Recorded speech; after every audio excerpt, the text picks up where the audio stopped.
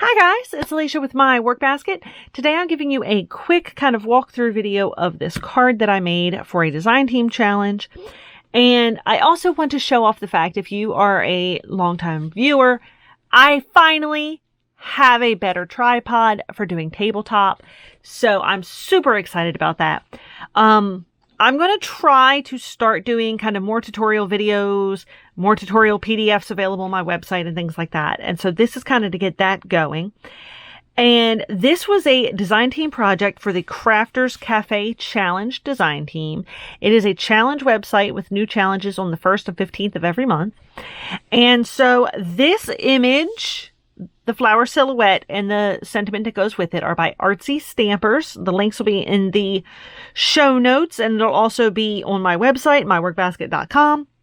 So first, let me tell you, I got my choices for what image I could use. And I really loved the flower silhouette, but I was I don't just do digital stamps, I do all kinds of stamps, and I was really struggling with how I was going to use the digi of a silhouette.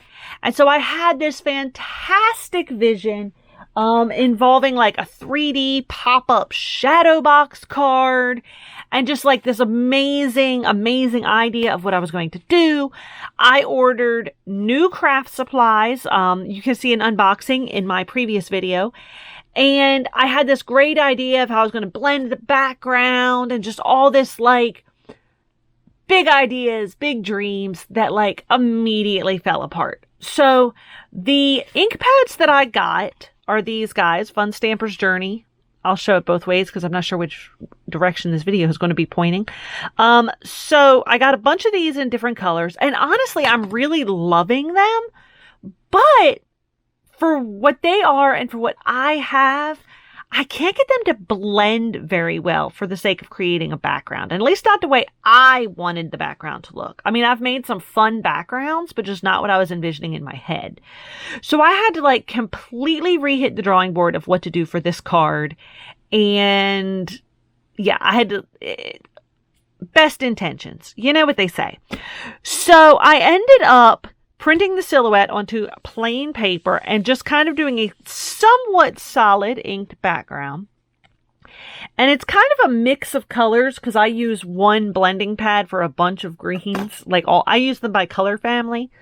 So it's some different ink pad colors and stuff on the background here, but it came out this kind of bright greeny yellow color. And so I just kind of inked that a little more solid around the edge and more open in the center. And then I did the sentiment kind of trimmed out and with some light inking over top. And for that inking, I actually went directly to the ink pad and just kind of gently rubbed it at different angles. Trimmed it, put it on this patterned paper card, which I just made from some decorative scrapbook paper. The scrapbook paper was something I also purchased that's in my previous haul video, and it is from Spellbinders, but it was in their clearance section. And so I'm not sure if they still have any more, but I will give the details in the description in case they do. So the exact items in my card, as far as paper goes, may not still be available. But the general card setup is the same. And this particular paper is a two-sided paper. And so I just did a basic, took advantage of the double-sided and put a white spot inside for your note.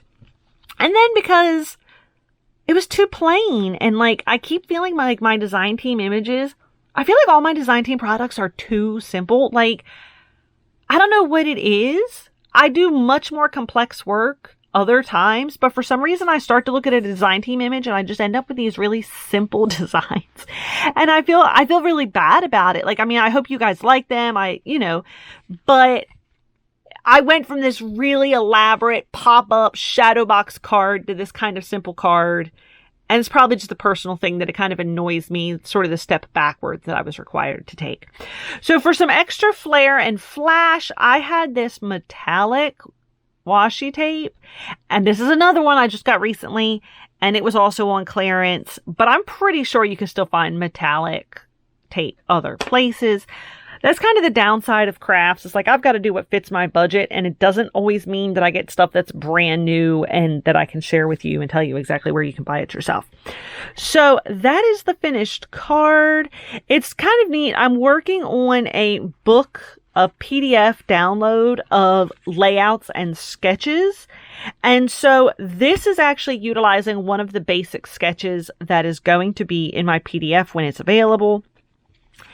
And so that was kind of fun. I rounded all of the corners with a corner rounder, inside and out, just for a little extra snazz. Plus those rounded corners help match the circles that are on the decorative paper inside.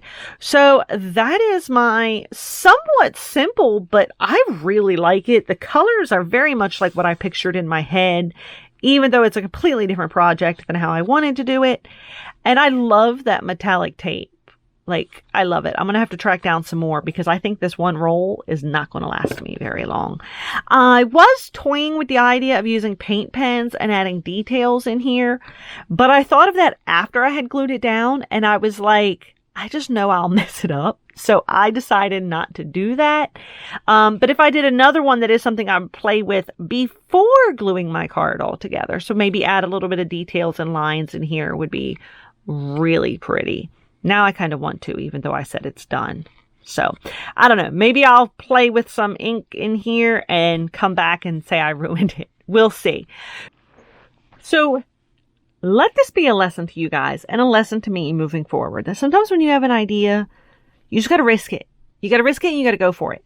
So, mentioning in the video how I thought about using a paint pen, I was like, do it. Do it, Alicia. Do it.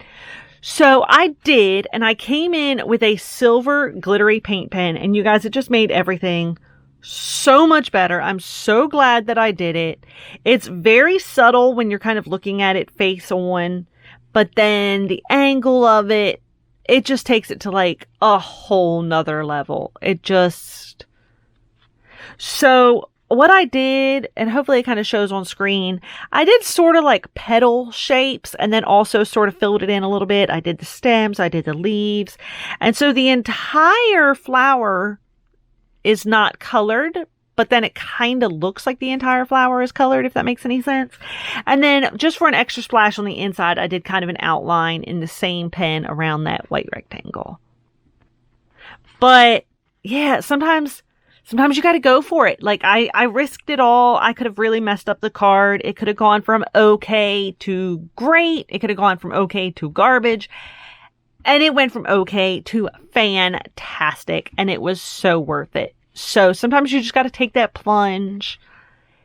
And the perk of this is it shows you, if you don't have a metallic paint pen, what it can look like with and without. But I'm really glad that I dove in and that I went for it and that I went and took the paint pen to this card.